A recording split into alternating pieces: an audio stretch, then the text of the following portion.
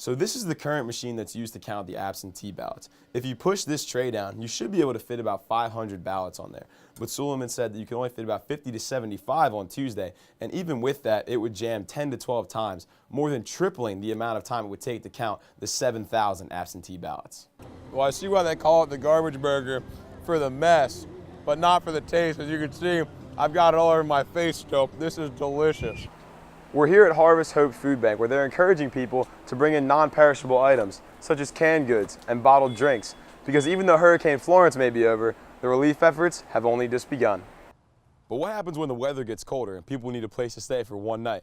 That's where they can come here, to the Inclement Weather Center. Closed today because it's not too bad, but when the temperature drops, this building and the one next door can fit almost 250 people. Flu season is upon us once again. According to DHEC, last year saw nearly 4,500 people hospitalized and nearly 300 deaths in South Carolina alone. And to avoid a repeat this year, health officials are encouraging everyone to go out and get the flu shot.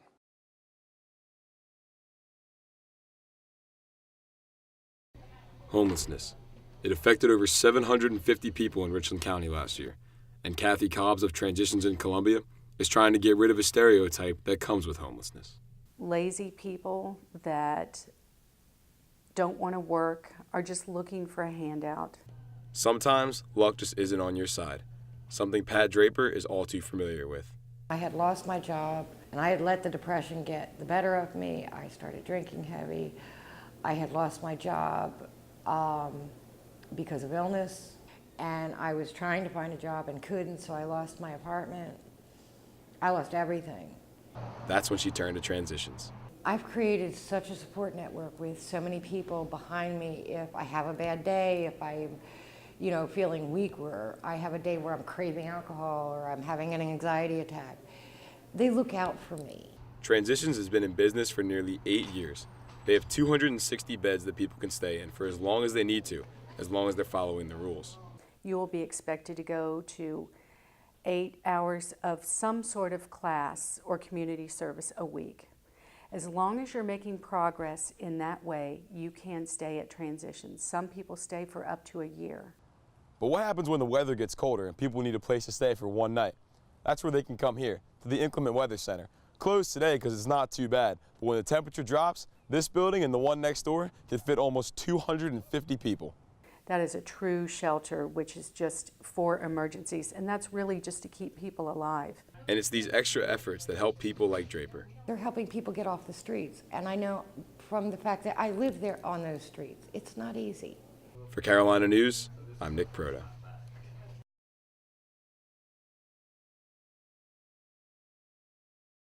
It's been almost 3 decades since Darius Rucker and the rest of the Blowfish came together to form their band.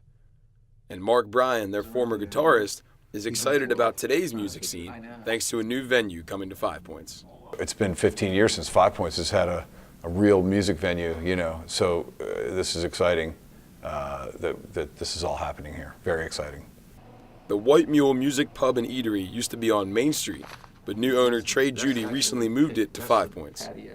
And Judy also bought the property 2 doors down, where he plans to open the Rock Block, a one-stop shop for people looking to get into the music business.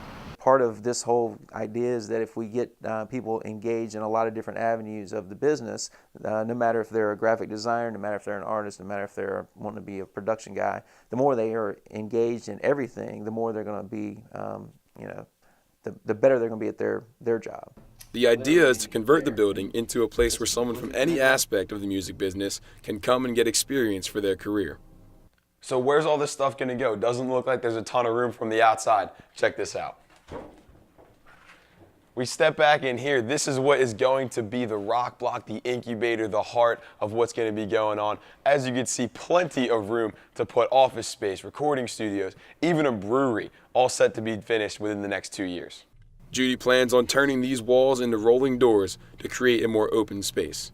Just down the hall and out the side door is an outdoor space that Judy plans to utilize as well. When it comes to the overall vision of the rock block, Judy says it's pretty simple.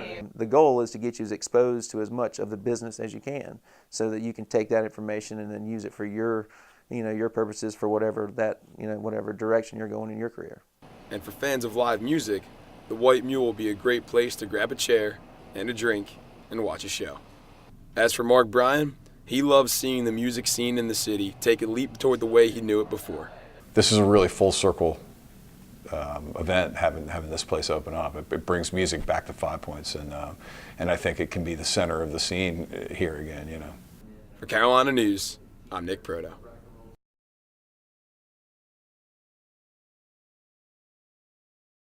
The South Carolina State Fair.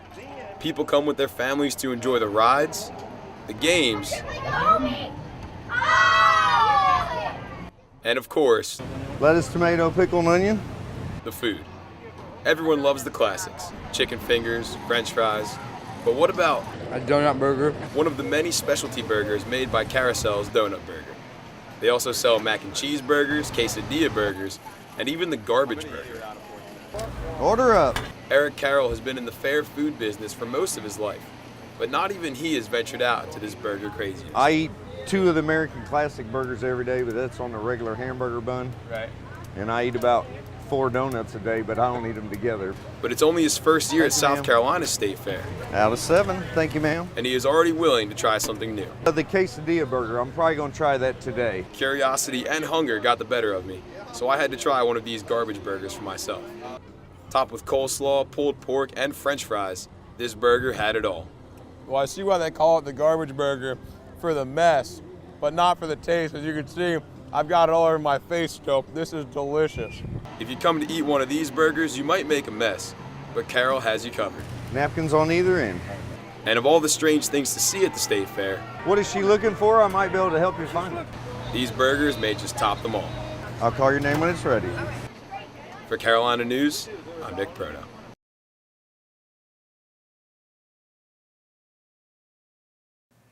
Welcome back to Carolina News. Nick Proto joins us now for sports. The Clemson game is this weekend. What can we expect? Hopefully we can expect a good game, Grace and Anjali, but it is rivalry week in Columbia as South Carolina prepares for its big matchup against Clemson on Saturday. Clemson has won 4 straight against the Gamecocks, and Coach Muschamp is looking to end that this weekend in Death Valley. Here's what he had to say that makes this rivalry so important to South Carolinians. We don't really, I guess other than the Panthers, have a pro team in our state. They're either on one side or the other. There's not a lot of fans from other universities in our state other than South Carolina and Clemson. Kickoff for that game is at 7 p.m. and it will be aired on ESPN. Heading up north, the Panthers lost a heartbreaker on Sunday against the Lions to drop to 6-4 on the season. After a late touchdown pass to DJ Moore, the Panthers went for 2 and Cam Newton had Jarius Wright open but just overthrew him. When asked about the decision to go for 2, Coach Ron Rivera said it was the right call. Without a doubt. I mean, at some point in the game, you've got to score to win. You got to make a play.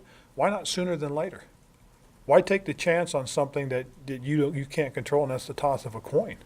Unfortunately, we missed the throw. But we had. The Panthers have a chance to end their 2-game losing streak when they host the Seahawks on Sunday. From a team that was disappointed last week to 2 teams who did not disappoint last night, quick history lesson. In 1958, the Giants and Colts played in what is widely regarded as the greatest game ever played. But 60 years later, the Rams and Chiefs, both 9-1, gave us a Monday night matchup that people will be talking about for a long time. Jared Goff and the Rams hosting Patrick Mahomes and the Chiefs. Tons of young talent in this game, and here are 2 of those young guys, Patrick Mahomes and Tyreek Hill, connecting on a huge 25-yard touchdown when the Chiefs needed it, down 13. That's Hill's 10th touchdown of the year.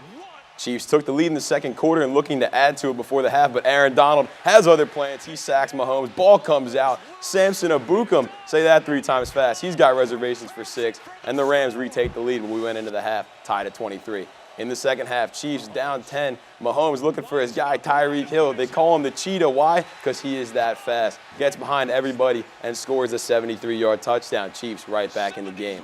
With 2 minutes left, the Rams find themselves down 4 when Jared Goff throws an absolute beauty into the breadbasket of Gerald Everett, who does the rest. Rams take the 54-51 lead, and that's how it would stay. It's the 3rd highest scoring game in NFL history, over 100 points scored, over 1,000 yards of total offense, an instant classic in LA.